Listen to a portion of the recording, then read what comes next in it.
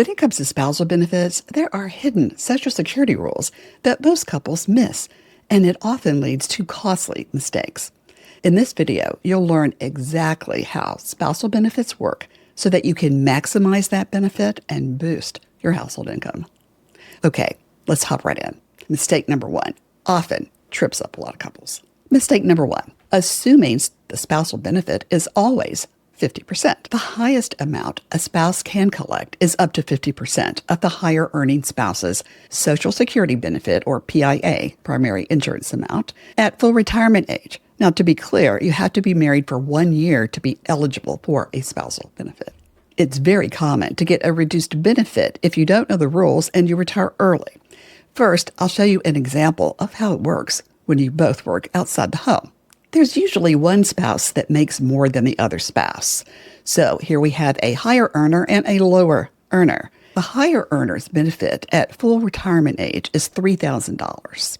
And I'm going to be sticking with this example throughout the video just to make it easy for me and for you. The maximum spousal benefit then is 50% of that $3,000 or $1,500. The lower earner's Social Security benefit at full retirement age is $1,000. So the lower earning spouse has what's called dual entitlement.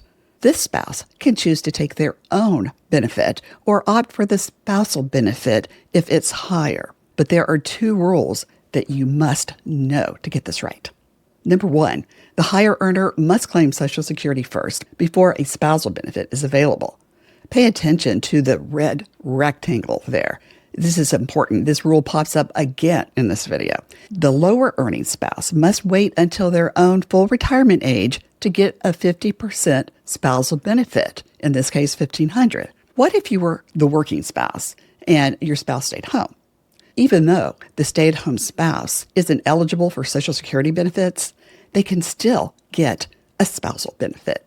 Here's how it works. We'll call spouse A the earner, and we'll say that this person gets $3,000 at their full retirement age. Now, spouse B is eligible for a spousal benefit of $1,500, even though they do not qualify for any Social Security benefit on their own. What if spouse A, our earner, hates their job so much that they retire at 62 to claim Social Security? Now, this has a significant impact on the stay-at-home spouse. Spouse B benefit goes from $1,500 down to $1,012.50. So that is 32.5% reduction from the $1,500 they would have qualified for if spouse A had waited until full retirement age. Spouse B does not have dual entitlement because this person did not work outside the home. So the earner needs to make a decision that works for their financial situation. You need to think about that very carefully about what age you retire. Mistake two is next, and honestly, I can't believe this was ever a thing. Mistake number two, the lower earning spouse retires early while the higher earner waits until full retirement age or delays until 70. This approach is often used so that one spouse can retire and still have some income from Social Security. But sometimes this is based on the assumption that the lower earner can simply switch to a 50% spousal benefit later on. Okay, there's a lot to unpack from that. Once the lower earner claims Social Security, they have a permanently reduced spousal benefit. There are no go-backs on this. There is no switching to a 50% spousal benefit later on, which I'll explain in just a minute. Now, the idea of this comes from a strategy called file and suspend, and it was a real thing. The higher earner would claim Social Security at 66 or 67, but then suspend their benefits. So choose not to receive them until, some date in the future. This allowed the lower earner to claim spousal benefits because technically the high earner had filed, and the lower earner could delay their own Social Security and hope to get a higher benefit at some point. This was legal until the Bipartisan Budget Act was passed in 2015, and that yanked the plug on this. Now, the higher earner must claim and actually collect Social Security for spousal benefits to even be on the table. A spouse can certainly choose to retire at 62, but I want to show you the impact of that decision. The lower earner Social Security benefit is now reduced to $675. They lose about 32.5%. Let's say the higher earner later retires at their full retirement age and gets their $3,000. But the spousal benefit is no longer 50%. The spousal benefit is now $1,012.50. It could have been $1,500, but that is now reduced by 32.5% because the spouse seeking the benefit retired early. But if the lower earning spouse waits until their full retirement age, they get that spousal benefit of 50%. Here's how the spousal benefit calculation actually works. When you both claim Social Security at full retirement age, it works out really easily. The high earner gets their Social Security at the $3,000, and since the lower earner's Social Security at full retirement age was $1,000, they want to bump up the lower earner to the $1,500 maximum. So they add what's called an excess spousal benefit of $500 to get that $1,000 up to $1,500. That brings you up to the maximum 50% spousal benefit. Now, I'm going to tell you something that will blow your mind.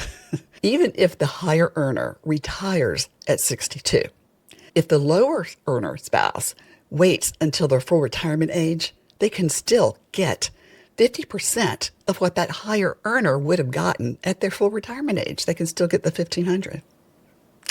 Only Social Security could make up rules like this. Mistake number 3 is next, and you'll either be mad or relieved or, I don't know, somewhere in between. Mistake number 3.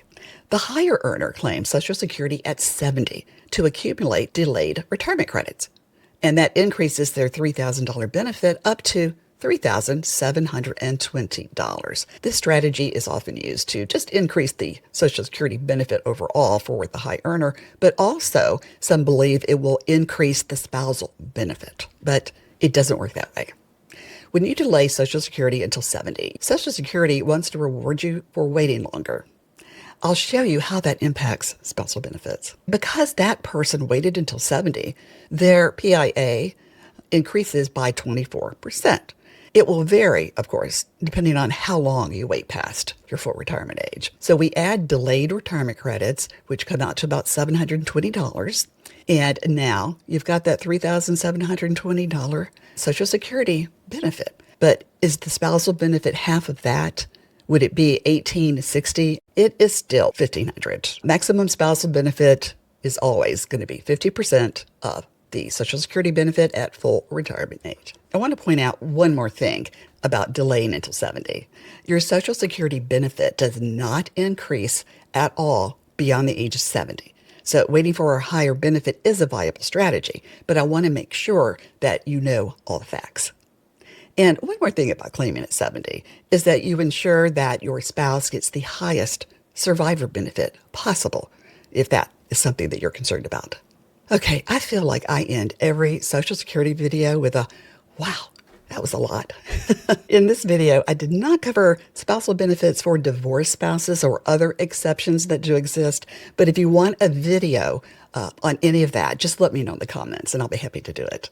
If you have questions or experiences you want to share, that would be great.